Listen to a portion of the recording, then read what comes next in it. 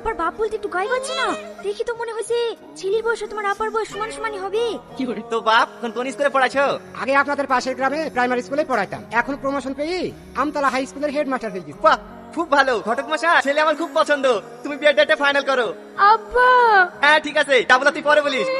ঘটক তুমি আবার বসি কেনে, ভালো একটা দিন দেখো। ঠিক আছে। কাঁদো না, কপালে যা আছে তাই হোক। তাই বলে আমি ওই বুড়ো ছেলেকে বিয়ে করবো? তোমার আব্বাকে তো ভালো করেই চেনো, ও যেটা বলবে এটাই মানতে হবে। সকাল থেকে তুমি কিচ্ছু খাওনি, তোমার লেগে যাটি খাবার নিয়ে আসছি, খেয়ে নাও।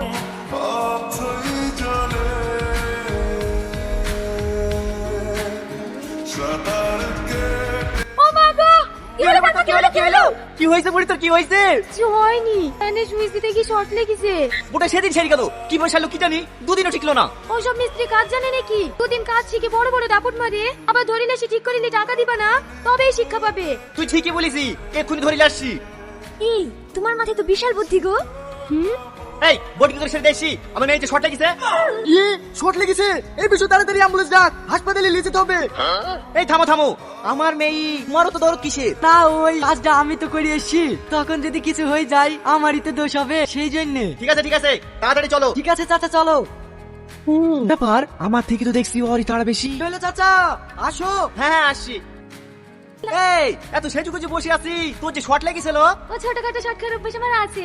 ঠিক আছে এখানে কাজ করবে, তুই এখানে বস গা।